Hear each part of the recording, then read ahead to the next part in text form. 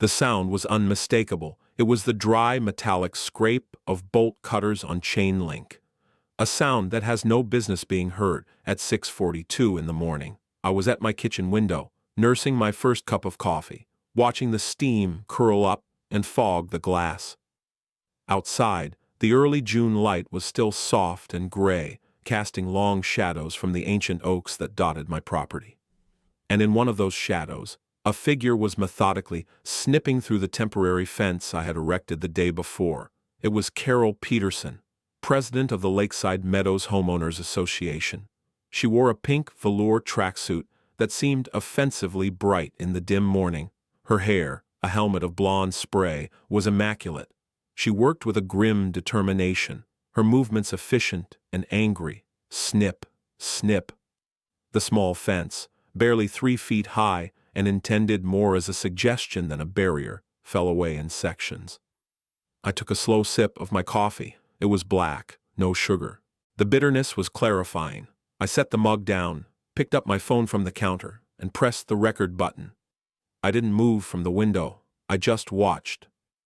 Once she had created a sufficient gap, she tossed the bolt cutters onto the grass with a clatter and placed her hands on her hips, surveying her handiwork like a conquering general. She then proceeded to march through the gap, her sneakers leaving dark prints in the dew-covered lawn, and walked directly to the edge of the lake. My lake. She stood there for a moment, staring out across the still, dark water, as if reclaiming it from a foreign invader. I opened my kitchen door. The cool, damp air felt good. I didn't step outside, just stood in the doorway, my phone held steady. The sound of the door opening made her turn.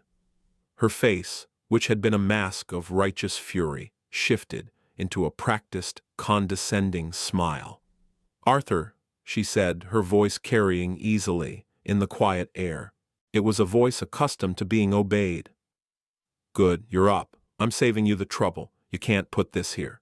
This is community property. This lake access has been used by the families of Lakeside Meadows for 30 years.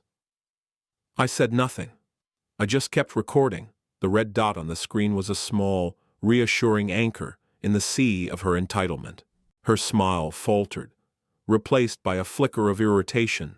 "Did you hear me?" she demanded. "I am the president of this HOA. I am officially informing you that you are in violation of Covenant 7.4 regarding obstruction of common areas. You will be fined $500 for the illegal fence and another $100 for every day it or any other obstruction remains. We will also be billing you for the cost of removal." She gestured vaguely with the bolt cutters she had retrieved. "Take this as your final warning. The next call will be to the sheriff, and my lawyer will be placing a lien on your house so fast your head will spin." She was performing, even with an audience of one. The grand pronouncements, the invocation of rules she clearly didn't understand, the threats of financial and legal ruin. It was a script she had used on other, less prepared residents for years. She believed in the power of her own voice, in the sheer force of her will. She believed that stating something loudly and confidently made it true. On paper, she was the president. On paper, she held power. What she didn't know was that I, too, lived in a world of paper. A much older, more binding world of paper. I remained silent. I lowered the phone slightly to make sure the bolt cutters, now held like a weapon at her side, were clearly in the frame. I zoomed in just a fraction to capture the determined set of her jaw, the absolute, unshakable certainty in her eyes. It was important to document her conviction.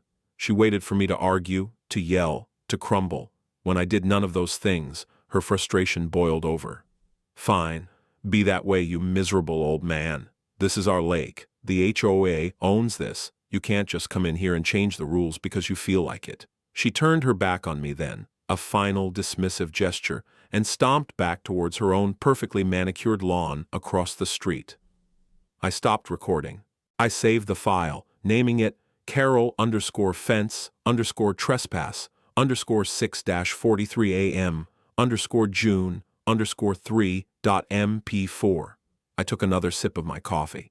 The sun was just beginning to crest the trees on the far side of the water, and the surface of the lake shimmered. It was beautiful. It was peaceful. And it was mine. She had no idea that her little performance, her confident assertion of ownership, her petty act of vandalism at dawn hadn't started a war, it had ended one. She had just handed me the perfect, time-stamped, beautifully recorded capstone for the case I had been quietly, methodically building for the last 18 months. She had no idea who she was dealing with. But before I tell you what I did next, I should probably explain. It's important to understand that I am not, by nature, a confrontational man. For 42 years, my life was a quiet landscape of contracts, depositions, and case law. I was a water rights attorney, a very specific, very niche, and, if I may say so, very good one. My job was not to argue in front of juries. My job was to build fortresses out of paper. I worked for municipalities, for large agricultural concerns, for state agencies. I traced the history of riparian rights back to Spanish land grants. I spent weeks in dusty county archives, deciphering the faded ink of 19th-century deeds to determine who owned the aquifer beneath 1,000 acres of desert. My battles were won not with soaring rhetoric, but with the quiet, unassailable weight of a properly filed plat map, a clearly worded easement, or a forgotten clause in a 100-year-old water compact. My entire professional life was dedicated to the principle that ownership and rights are not matters of opinion or community understanding. They are matters of record. Then, 3 years ago, my wife Eleanor passed away. Our life together had been a partnership in all things. She was the color and the music. I was the structure and the foundation. Without her, the world seemed to lose its saturation. The big house in the city felt hollow, an echo chamber of memories. 6 months after she was gone, I retired. I couldn't find the purpose in it anymore. The meticulous work that had once been a fascinating puzzle now felt like sorting dust. That was when I inherited this house. It had belonged to my mother's brother, Uncle Thomas, a bachelor who had lived a quiet life on this small lake he'd bought with the parcel of land back in the 60s. I hadn't seen him in years, but his will was simple. The house, the 10 acres it sat on, and everything in it, came to me. When I first came out to look at the property, I felt something I hadn't felt since Eleanor died. A sense of peace. The house was modest, a 1970s ranch, but the land was beautiful. The property was shaped like a key, with the main acreage holding the house, and the long, narrow ward of the key extending down and encompassing the entirety of the small, spring-fed lake and a 50-foot margin of land all the way around it.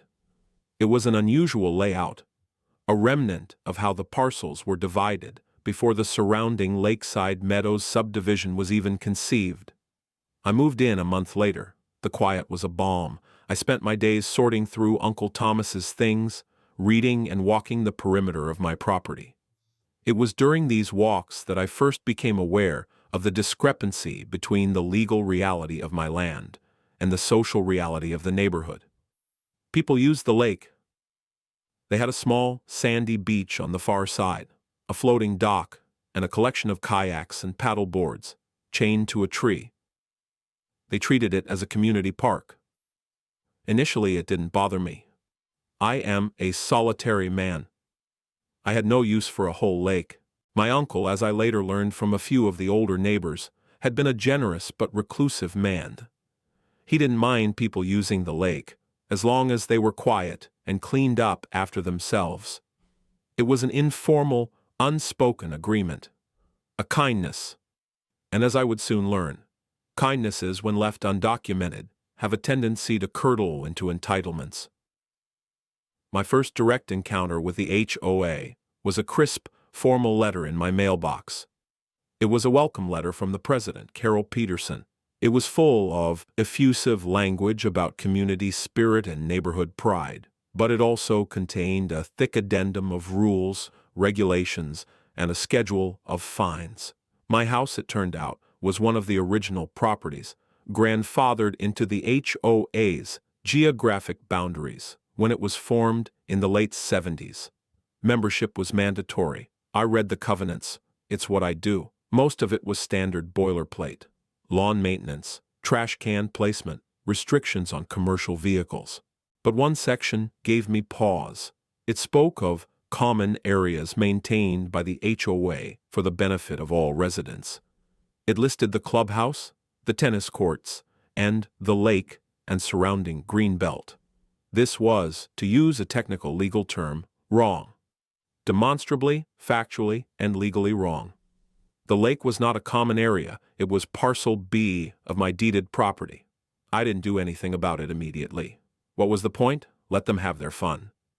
But then, Carol was elected HOA president, and the tenor of the neighborhood began to change. The friendly, informal notices of the past were replaced by sharp, accusatory letters. Fines were levied with gusto. Old Mr. Henderson down the street was fined $200 because his garden gnome was deemed tacky yard art. The Miller family was cited for having a basketball hoop that was not an approved shade of beige. Carol ruled with an iron fist and a deep-seated belief in her own aesthetic and moral superiority. Her attention eventually turned to the lake. She organized community cleanup days where residents would descend on my property, trimming trees and spreading new sand on the beach without so much as a word to me. She had a new, larger floating dock installed, paid for with HOA funds. She was, piece by piece, formalizing the community's use of my land, cementing the fiction that it was theirs. The first time I tried to gently correct the record, it was a disaster. I saw a group of teenagers leaving beer cans on the shore and politely asked them to clean up after themselves, reminding them that it was private property. One of them laughed and said, "Carol said we can be here. It's the community lake." That was the moment the quiet professional in me woke up from his grief-stricken slumber. It wasn't about the beer cans. It was about the principle. It was about the casual erasure of a documented fact. It was about the name Carol being invoked as a higher authority than a property deed. So I started a file. It was a simple, dark blue accordion folder, the kind I used to use for new cases. The first thing that went into it was a certified copy of my deed from the county clerk's office. The second was a high-resolution printout of the official county plat map, on which I highlighted my property lines in yellow. The third was a copy of the HOA covenants. Then I started collecting. Every time the HOA sent out a newsletter crowing about the new improvements to our lake, a copy went into the folder. I received a fine for failure to maintain the common area shoreline because a tree had fallen near the water during a storm. I paid it. The check was sent via certified mail, and the receipt and a copy of the cashed check went into the folder. The letter accompanying my payment simply stated, "Paid under protest. This is not a common area." I received another fine when I put up a small, tasteful, private property sign. The fine was for unapproved signage. I paid it. I kept the receipt. The sign was torn down within a day. I didn't put up another one. Instead, I saved a screenshot of the next-door post where Carol took credit for removing the unfriendly and illegal sign. It went into the folder. I kept the receipts. All of them. The folder grew thick with them. It was a catalog of overreach, a paper trail of entitlement. I was paying small sums of money to create an unimpeachable record of their claims and my objections. Each cashed check was their signature, on a document admitting they were exerting control over land they did not own. They thought they were punishing me. In reality, they were building my case for me. On paper, they were digging their own grave. So when Carol stood on my lawn that June morning, brandishing bolt cutters and declaring ownership, she wasn't starting a fight. She was providing the final, perfect piece of evidence. The transgression was now direct, flagrant, and videotaped. My period of quiet observation was over. It was time to get to work. After Carol's performance, I went back inside and poured myself a second cup of coffee. I sat at my desk, the one that had belonged to my uncle, a solid piece of oak, that felt rooted to the floor. For a moment I just looked out the window at the lake. Eleanor would have loved this view. She would have hated the conflict. She would have appreciated the necessity of order. She always said my greatest strength was my patience, my ability to see the whole board, not just the next move. I didn't call a lawyer, not yet. A man doesn't call a surgeon to diagnose a common cold. The first step was to formalize my position, to create another entry for my blue folder, one that could not be ignored or dismissed as the grumblings of a cranky neighbor. I drafted a letter. It was not a letter from Arthur Pendleton, grieving widower. It was a letter from a man who knew the precise weight and meaning of every word he used. The letter was addressed to Carol Peterson in her official capacity as president of the Lakeside Meadows Homeowners Association, and to the board of directors. It was polite, dispassionate, and surgically precise. It began, "This letter serves as a formal cease and desist notification. It has come to my attention that the Lakeside Meadows HOA, its agents, and its members have been engaging in ongoing acts of trespass upon my private property, legally described as Parcel B." I went on to detail the specific acts, the installation of a dock, the alteration of the landscape, and culminating in the forcible removal of a fence and verbal assertions of ownership by Miss Peterson. On the morning of June 3rd, I attached 3 documents. Exhibit A was a copy of my warranty deed. Exhibit B was the county plat map, with my property and the lake clearly delineated. Exhibit C was a bill for $150 for the replacement cost of the destroyed fence. The final paragraph was key. Failure to cease all trespassing activities, remove all HOA installed property, including the floating dock, and remit payment for the damaged fence within 14 calendar days, will result in legal action.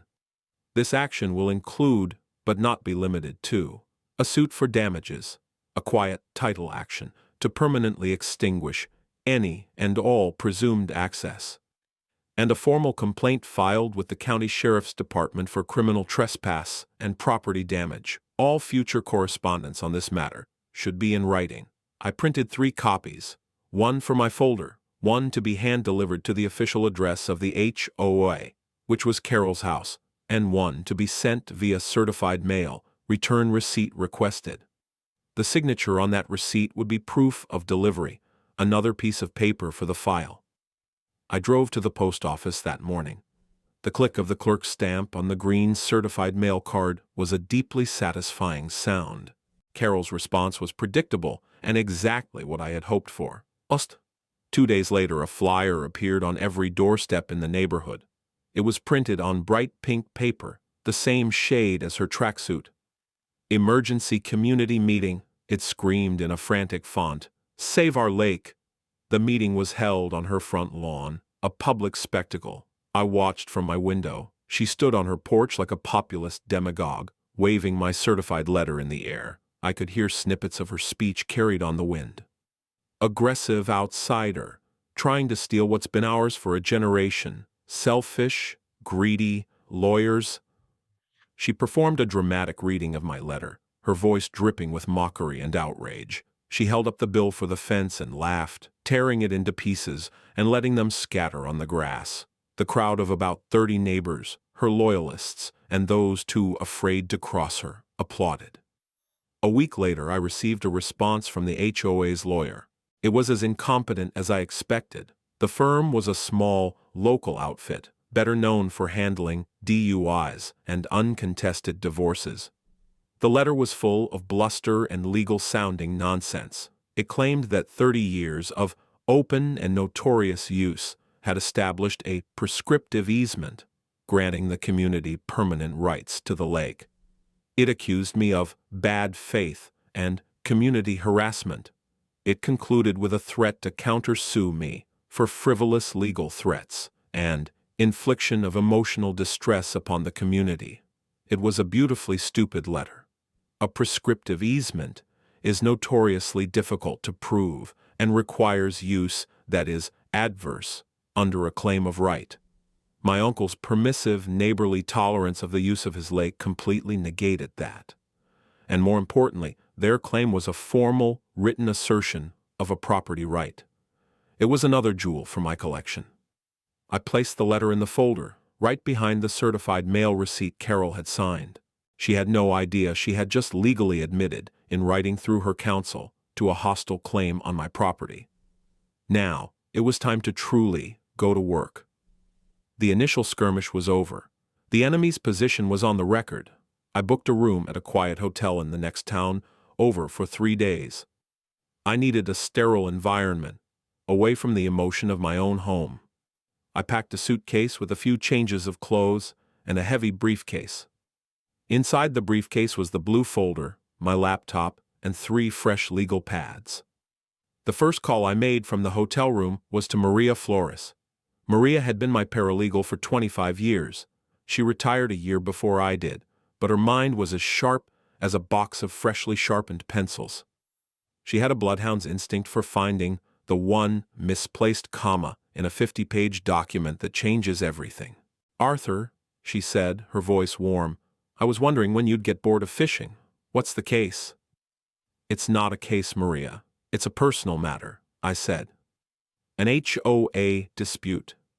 There was a pause, then a low chuckle.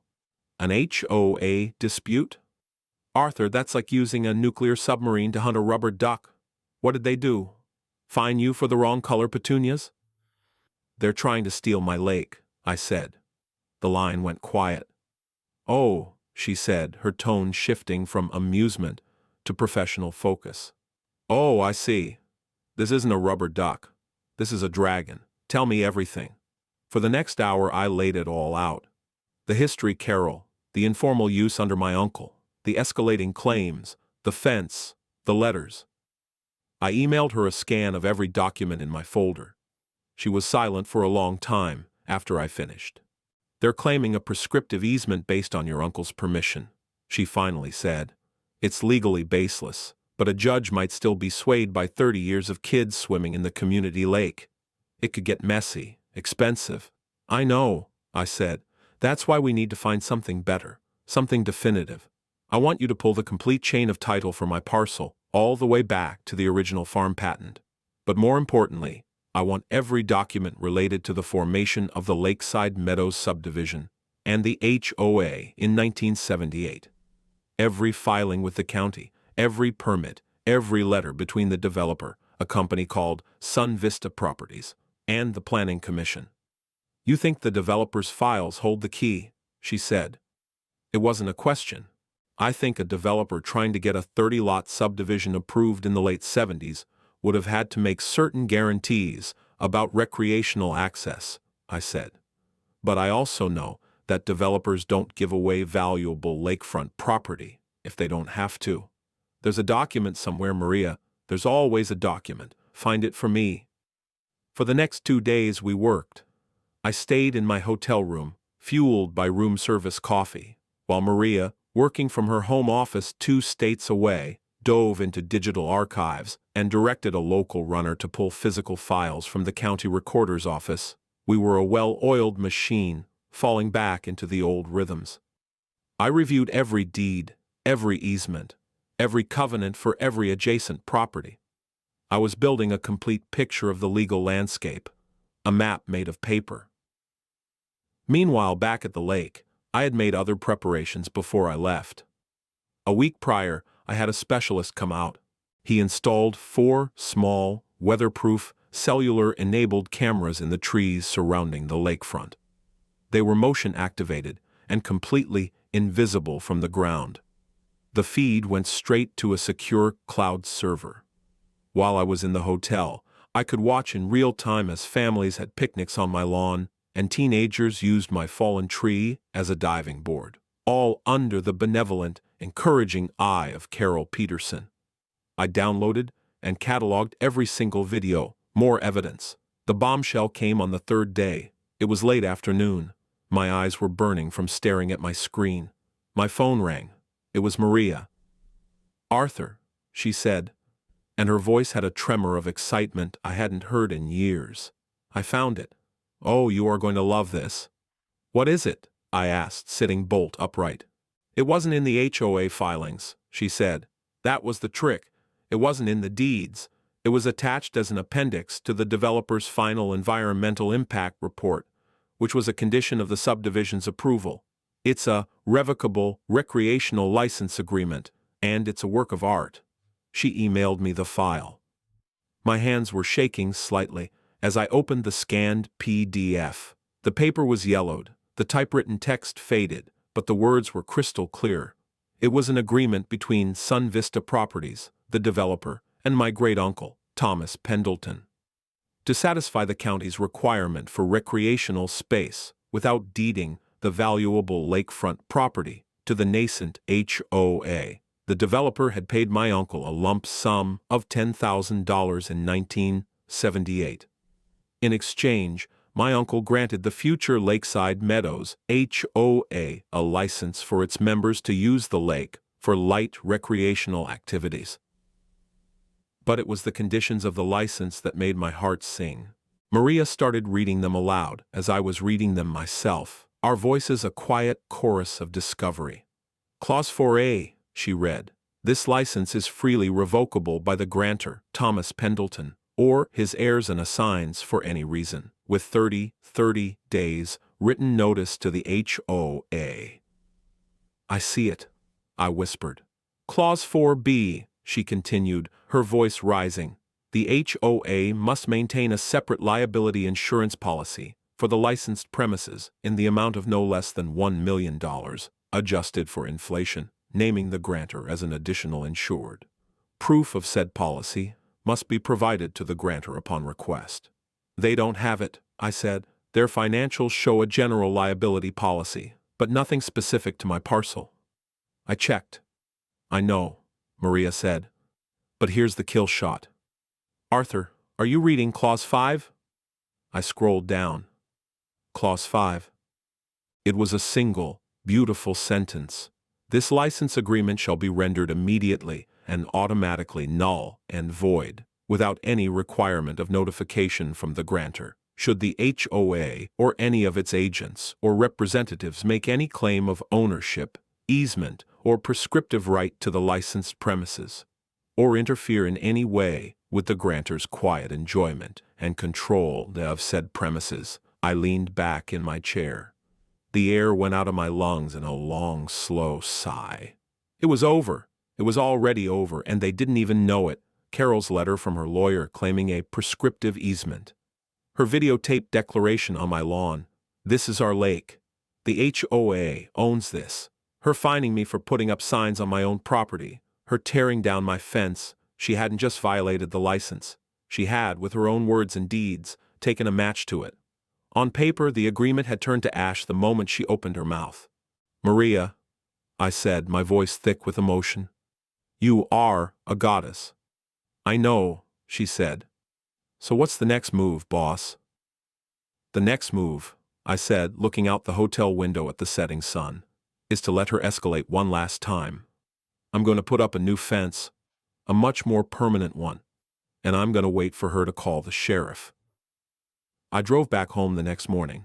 The first thing I did was call a local fencing company. I didn't want chain link. I wanted something that looked agricultural, something that looked like it had been there for 100 years. We settled on a simple, sturdy post and wire fence, with thick wooden posts sunk in concrete every 10 feet and 4 strands of high tensile wire stretched between them. It was not a privacy fence. You could see right through it. It was a boundary fence. It was a statement of fact, rendered in wood and steel. On the gate which crossed the small path leading to the water, I hung a new sign. It was made of routed wood, tasteful and clear. It said, "Private property, posted in accordance with County Ordinance 11B, no trespassing." The fence took 2 days to install. The entire time, Carol watched from her house across the street, a furious, silent sentinel. The neighborhood buzzed. Cars would slow down as they drove past, the drivers gawking at the clear, unambiguous line I was drawing in the sand. I ignored all of it. I drank my coffee. I read my books. I waited. The call came on a Saturday afternoon. The fence was complete, the gate locked with a heavy padlock. I was in my garden, pulling weeds, when I saw the sheriff's cruiser pull up. It parked behind a small crowd of neighbors that had gathered near the gate, with Carol at their head. She was in full performance mode. I could see her gesturing wildly, her face a mask of theatrical distress. A second cruiser arrived a few minutes later.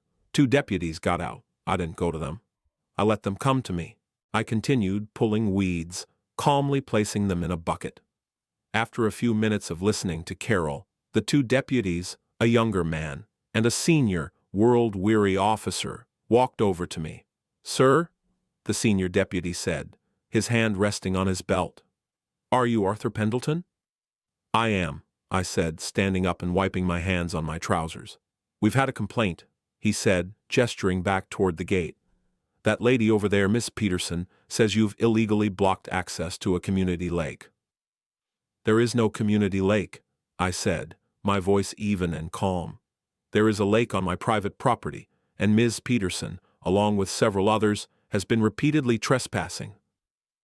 Carol, seeing the deputies talking to me, couldn't contain herself. She marched over, her face flushed. "He's lying," she shouted. "We've been using that lake for 30 years. Our children swim there. He has no right." The senior deputy held up a hand. "Ma'am, let me handle this. Please step back." He turned back to me, his expression unreadable. "Sir, do you have any documentation to support your claim of ownership?" This was the moment. The presentation. I had prepared for it. I didn't pull out the whole blue folder. That would be for a different venue. This was about demonstrating overwhelming and immediate authority. "Of course," I said. "If you'll wait here one moment." I walked back to my house and returned with a slim, leather portfolio. I opened it and handed the deputy 2 documents. The first was my driver's license, confirming my identity. The second was the certified plat map from the county, the one I had highlighted. "As you can see, officer," I said, pointing with my finger, "my property, Parcel B, includes the entire body of water and the land extending 50 feet from the shoreline. The fence I have installed is well within that boundary line. This is the official map on file with the county recorder." The deputy took the map and studied it. He showed it to his younger partner, who looked from the map to the fence line, to the lake, and back again. The senior deputy's face was a stony mask. But I saw the younger one's eyebrows raise almost imperceptibly. He was seeing the gap between Carol's emotional performance and the cold, hard lines on the paper. "This looks to be in order," the senior deputy said, handing the map back to me. He then turned to Carol, who was practically vibrating with indignation. "Ma'am, according to this official county document, this is private property. The owner is within his rights to fence it." "That map is wrong. It's old," Carol sputtered. "The HOA owns the lake. We have rights. It's a prescriptive easement." She was using the words her lawyer had fed her, not understanding what they truly meant. The deputy sighed, a long, tired sound. "Ma'am, a prescriptive easement is a civil matter. It's something you'd have to prove in court. What I have in front of me is a property line dispute, and this gentleman has provided a clear, official document showing where that line is. Right now you are on his property. I'm going to have to ask you and these other folks to leave." Carol's face went from red to white. "You're taking his side. I am the president of the Homeowners Association. I am calling to report a crime and you're siding with him?" "There is no crime here, ma'am," the deputy said, his voice hardening slightly, "except potentially for trespassing. Now, I'm not going to write any citations today. I'm just asking you to please move back onto the public street." Before Carol could respond, I spoke up, my voice still quiet but firm. "Officer," I said, looking at the younger deputy, who had his body camera active. "For the record, I would like to make a formal statement. My name is Arthur Pendleton, owner of this property. I have asked Ms. Peterson and her associates to leave my property, and they are refusing. I have also previously documented Ms. Peterson damaging my property. I am not pressing charges at this time, but I would like this incident and my statement to be officially recorded in your report. Is your camera recording?" The younger deputy blinked, slightly taken aback by the directness of the question. "Yes, sir, it is." "Thank you," I said. "That's all." The senior deputy gave me a long, searching look. I saw a flicker of something in his eyes, respect, maybe, or just the weary recognition of a man who knew his business. He had seen this movie before, but he could tell I had read the script. He gave a curt nod. They escorted a sputtering, furious Carol and her dwindling group of supporters back to the street. As the deputies were getting back in their cruisers, the senior one caught my eye and gave me a short, sharp nod. It was an acknowledgement. A neutral authority had witnessed the event, and the record now reflected my version of reality. The video file from the body camera was now a piece of potential evidence, and the police report was another sheet of paper for my growing file. Carol thought she was using the authorities to intimidate me. Instead, she had just created another witness against herself. The incident with the sheriff was a turning point. It moved the conflict from a neighborhood squabble to an official matter with a paper trail. And it had an unintended consequence. It emboldened the quiet opposition. The day after the deputies left, as I was inspecting the new fence, a small, stooped man approached me hesitantly. It was Mr. Henderson, the owner of the persecuted garden gnome. "Mr. Pendleton?" he said, his voice barely a whisper. He was clutching a worn canvas tote bag to his chest. "I saw what happened yesterday. That was something." "Hello, Mr. Henderson," I said, offering a small smile. "Just securing my property." He nodded, glancing nervously toward Carol's house across the street, as if she might materialize on the lawn. "She's a bully," he said, his voice gaining a little strength. "Has been for years. Most of us are too scared to say anything. She'll fine you, harass you, make your life a misery." He looked down at his tote bag. I might have something that can help you." He reached into the bag and pulled out a small, old-fashioned digital audio recorder. "I started recording the HOA meetings about a year ago," he confessed. "On my phone at first, then I got this. She just says things, makes up rules on the spot. I wanted a record of it in case she ever came after me for something serious." He fiddled with the device. "I have the meeting. The one where she tore up your letter." My pulse quickened. "You have a recording of that?" "Yes," he said. He pressed a button, and after a moment of static, Carol's voice filled the air, tinny and distorted, but perfectly clear. "And he sends me a bill. A bill for his illegal fence that I had to take down for the good of the community." There was the sound of laughter from the crowd.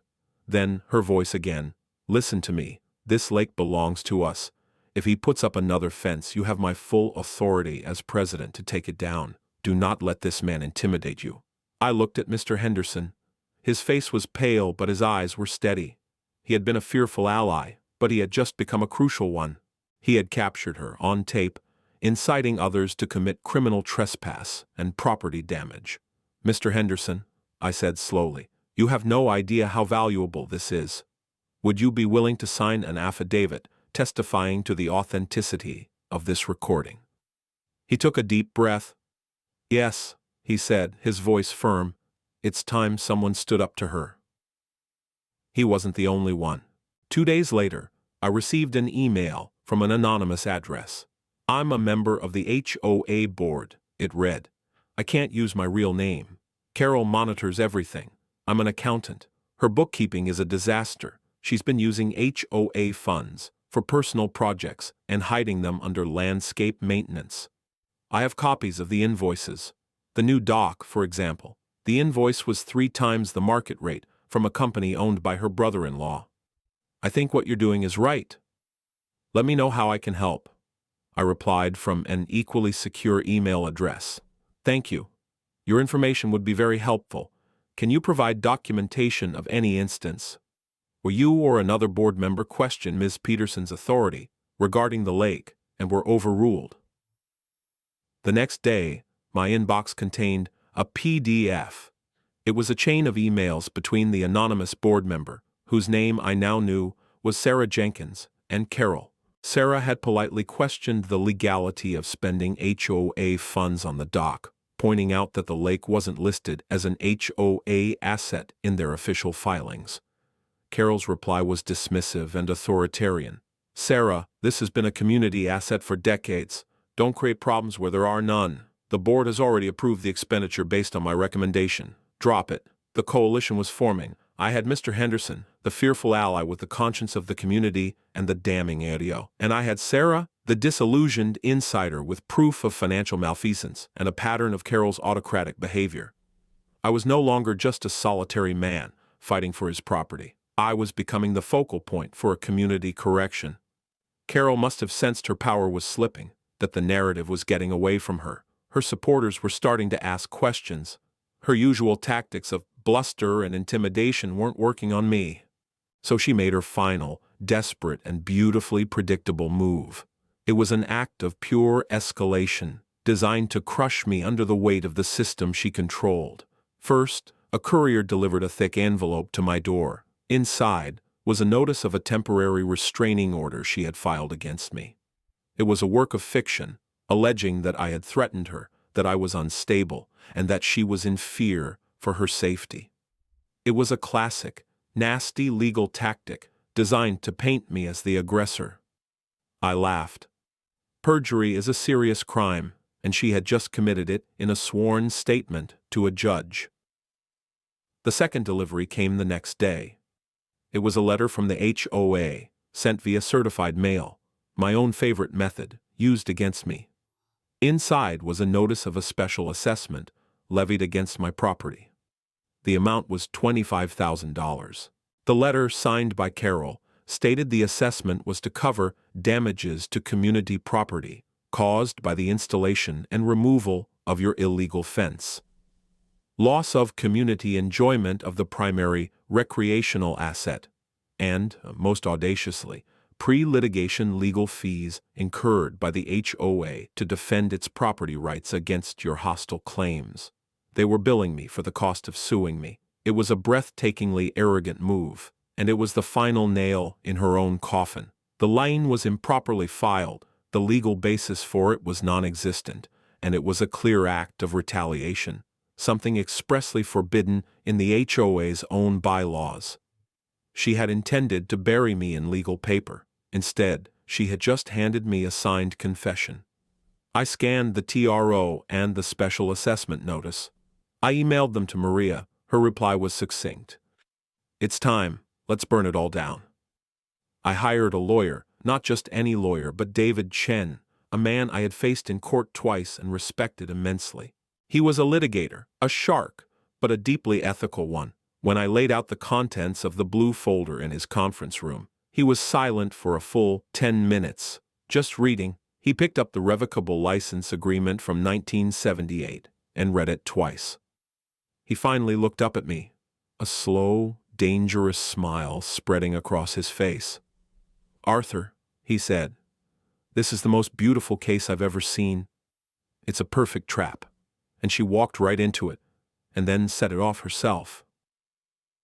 Carol had already scheduled the final act. The special assessment required a formal vote of the community to be ratified. She had called a special meeting at the clubhouse for the following Wednesday night. Her plan was to publicly humiliate me, have the community vote against me, and cement her power once and for all. It was the perfect venue for our final confrontation. The clubhouse meeting room was packed. The air was thick with tension and cheap coffee. Carol had arranged the seating like a theater. On one side, her loyalists, a crowd of about 40 people, their faces a mixture of righteousness and anger. On the other side, a smaller, quieter group, Mr. Henderson, Sarah the accountant, and a few other neighbors who had privately expressed their support to me. I sat in the front row with my lawyer, David. We were calm. We were ready. The meeting was called to order. Carol stood at a lectern at the front of the room, basking in the attention. She was wearing a severe navy blue suit, the kind she probably thought looked authoritative. She began her performance. "Friends, neighbors," she started, her voice trembling with practiced emotion. "I called this meeting tonight with a heavy heart. For 30 years, Lakeside Meadows has been a community, a family. We've shared joys, we've shared sorrows, and we have shared our beautiful lake. She paused for effect, dabbing a dry eye with a tissue. It has been the heart of our neighborhood, a place where our children learn to swim, where we've held our 4th of July picnics. It is part of who we are. She then turned and pointed a finger at me. And now, one man, a newcomer who does not share our values, has decided to take that away. Mr. Arthur Pendleton has decided that his property lines are more important than our community's heart. He has tried to wall us off, to treat us like criminals. He has threatened us, and he has forced your HOA to spend thousands of dollars to defend what is rightfully ours. Her speech went on for 10 minutes, a masterclass in manipulative rhetoric. She painted me as a wealthy, heartless recluse. She portrayed herself as the valiant defender of the common good. She detailed the $25,000 assessment, framing it as a necessary measure to protect their shared heritage. She was confident. She was compelling. And she was lying through her teeth. When she finished, her side of the room erupted in applause. "And now," she said, a smug smile on her face, "I believe Mr. Pendleton's lawyer has some remarks." David stood up. He was not an imposing man, but he had an aura of intense, quiet focus. He walked to the front of the room and set up a small projector he had brought. He didn't look at Carol. He addressed the entire room. "Good evening," he said, his voice calm and clear, cutting through the emotional residue of Carol's speech. "My name is David Chen. I represent Mr. Arthur Pendleton. I don't have a speech for you tonight. I just have some documents. I believe in documents. They don't have emotions. They just state facts." The first image he projected onto the screen was the county plat map. "My property, highlighted in yellow. This is the official plat map for Lakeside Meadows," he said. "As you can see, the property owned by Mr. Pendleton, which he inherited, includes the entirety of the lake. This is not an opinion. This is a legal fact recorded in 1972. A murmur went through the crowd. He clicked to the next slide. "It was a copy of my deed. This is the warranty deed, transferring ownership to Mr. Pendleton. Again, a legal fact." He clicked again. The screen now showed a transcript. "This next document is a transcript of an audio recording, made by one of your neighbors at the community meeting held on Miss Peterson's lawn." He pressed a button on his laptop, and Mr. Henderson's recording filled the room. Carol's voice tinny and sharp. "If he puts up another fence, you have my full authority as president to take it down." The room went silent. Carol's supporters shifted uncomfortably. David didn't comment. He just let the words hang in the air. Then he clicked again. "These are emails between board member Sarah Jenkins and Ms. Peterson," he said, projecting the email chain where Sarah questioned the dock expenditure. He highlighted Carol's response. "Drop it." He then showed the invoices for the dock, revealing the name of the company, Superior Dock and Marine, and a printout from the state business registry, showing the owner was Mark Peterson, Carol's brother-in-law. A gasp went through the room. Sarah Jenkins, sitting in the back, nodded slowly. Her anonymity was over. David continued, his pacing deliberate, relentless. He showed the certified letter I had sent. He showed the incompetent response from the HOA's lawyer, highlighting the phrase, prescriptive easement. He showed the police report from the day the fence was finished. He showed the TRO, with its baseless accusations. He showed the special assessment, the $25,000 bill, for suing me. With each click, another piece of Carol's narrative crumbled. He was not just making an argument. He was dismantling a reality. And then, he saved the best for last. "And finally," he said, his voice dropping slightly, "there's the matter of the community's right to use the lake. Ms. Peterson has repeatedly claimed that right is based on 30 years of use. That is incorrect." He clicked one last time. On the screen, the faded, typewritten text of the 1978 Revocable Recreational License Agreement appeared. The room was utterly silent now. You could hear the hum of the projector fan. This is a license agreement, signed by the developer of Lakeside Meadows and Mr. Pendleton's great-uncle in 1978, David explained. It granted the HOA permission to use the lake, not ownership. Permission, a license. And this license had some very specific conditions. He zoomed in on Clause 4A, the revocability clause. Then he zoomed in on Clause 4B, the insurance clause. The HOA has not maintained the required insurance on this property for at least the last 5 years, meaning the license was already in breach. Then he moved the projection to the final, fatal sentence. Clause 5. He read it aloud, slowly and clearly. This license agreement shall be rendered immediately and automatically null and void, should the HOA or any of its agents or representatives make any claim of ownership, easement, or prescriptive right to the licensed premises. He let the words sink in. Then, he played one last thing. It was the video from my hidden camera, the one of Carol confronting the sheriff's deputies. The video was clear, the audio perfect. Carol's voice, shrill and angry, filled the room. "That map is wrong. The HOA owns the lake. We have rights. It's a prescriptive easement." David stopped the video. He turned off the projector. The screen went blank. All eyes in the room turned to Carol Peterson. I watched her face. It was the most fascinating part of the entire evening. For a moment there was just confusion. The gears were turning, but the information was too foreign, too contradictory to her entire world view. Then, comprehension dawned. It wasn't a sudden flash. It was a slow, agonizing collapse. The confident, performative mask of the community defender didn't just drop. It shattered into 1,000 pieces. Her face went blank, the muscles slack. The color drained away, leaving a pasty gray pallor. Her mouth opened slightly, but no sound came out. Her eyes, which had been so full of fire and conviction, were now just empty. She stared at the blank screen where the evidence had been, as if she could still see the ghost of the words that had undone her. She had built her entire kingdom on a foundation of sand, and she had just been shown the Tide report. In that moment, she wasn't a tyrant or a bully. She was just a woman who had been so convinced of her own story that she never bothered to check the facts. She had no idea. She really had no idea. The silence in the room was absolute. It was the sound of a power structure dissolving. David let the silence stretch for a full 30 seconds before he spoke again, his voice now carrying the cold, hard weight of consequence. "So, to summarize," he said, addressing the stunned residents, "the HOA has never owned the lake.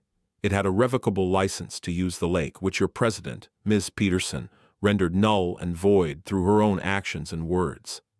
As of this moment, the HOA and its members have no legal right to set foot on any part of Mr. Pendleton's property, including the lake." He turned his attention to the board members sitting beside a catatonic Carol.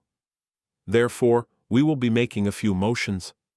First, we move for the immediate and unconditional invalidation of the $25,000 special assessment against Mr. Pendleton, as it is baseless, retaliatory, and fraudulent." He paused.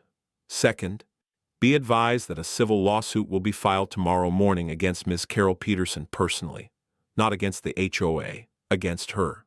The suit will seek damages for property destruction, slander of title, abuse of process related to the fraudulent restraining order, and will include all of Mr. Pendleton's legal fees. Her actions were taken outside the scope of her authority and in bad faith, and as such, we do not believe she is protected by the HOA's indemnity clause." A collective gasp went through the room. Suing Carol personally was a move no one had anticipated.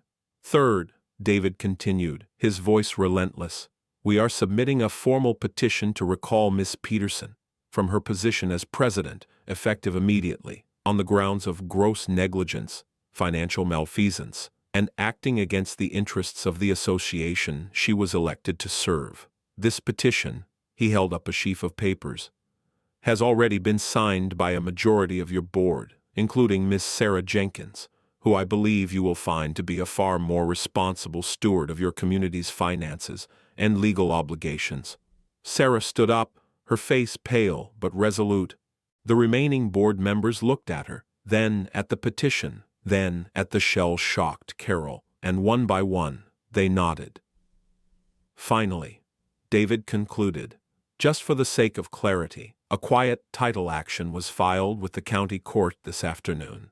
It seeks to permanently and forever extinguish any and all presumed access or easement rights to Mr. Pendleton's property. The voided license agreement is Exhibit A. We expect a summary judgment in our favor within a month. As of my client's formal declaration here tonight, the lake is closed." The verdict was delivered. There was no argument, no debate. There was only the quiet, brutal finality of documented fact. The meeting descended into chaos. Carol's supporters looked betrayed and confused, whispering among themselves. Carol herself remained frozen, a statue of ruin. Someone eventually led her from the room. The recall vote was a mere formality. Sarah was elected interim president on the spot.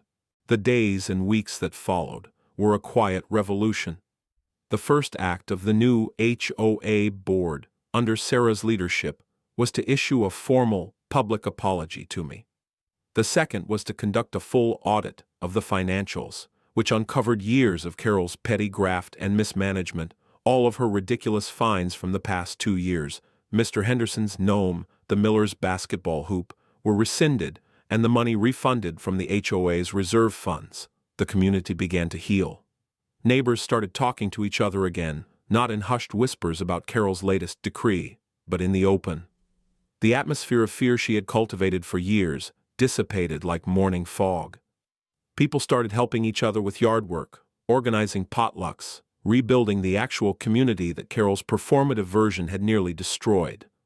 My lawsuit against Carol personally proceeded.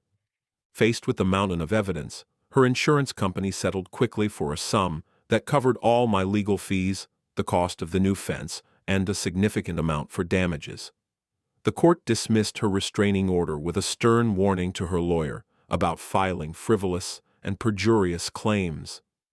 Carol and her husband put their house up for sale a month later and moved away without a word. Her reign was over. 3 months have passed. I am sitting on a small, newly built dock on the edge of my lake. It's a modest dock, just big enough for a chair and a small table. The September air is crisp, and the water is a deep, placid blue. The post and wire fence remains, a quiet, unobtrusive reminder of the boundary. The wooden private property sign is weathered now, looking like it belongs. The lake is silent, except for the call of a loon and the rustle of wind in the cattails. It is peaceful. It is orderly. I've come to understand something about ownership in all this. It isn't about possession, not really. It's about responsibility. The paper, the deeds, and the plats, they don't just give you rights. They give you a duty of care. Carol thought ownership was about power and control. But true ownership is about stewardship. My fight wasn't about keeping people out. It was about restoring the truth of the place. There's a soft footfall on the path behind me. It's Sarah, the new HOA president. She's carrying a bottle of wine and 2 glasses. She's not here for a meeting. She's here as a neighbor. "Figured you could use a drink," she says, smiling. "Quite a view." "It is," I say, and I mean it. We sit there for a while talking about the weather, about the upcoming winter, about everything and nothing. She tells me the HOA is financially solvent for the first time in years.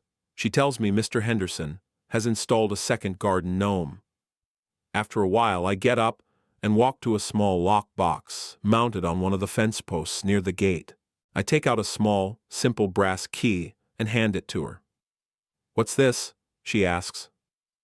"I had a new gate installed down at the end of the path," I explain, pointing to a section of the shore I'd cleared, far from my house. "I've put in a small, sandy beach there. A new dock. It's for the community." She stares at me, confused. "But I thought the new HOA board, under your guidance, has a new liability policy," I say. "A proper one that names me as an additional insured. We have a new license agreement, a formal one, with rules, hours of operation, no loud music." Everyone who wants to use it signs a waiver. It's all on paper.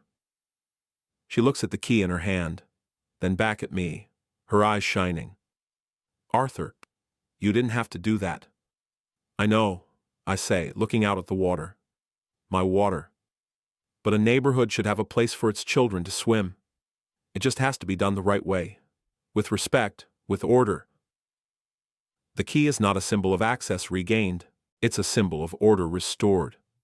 It is a tangible piece of the peace I fought for, not with anger or with shouting, but with the quiet, unyielding power of a folder full of paper, a deep respect for the rules, and a long, patient exhale.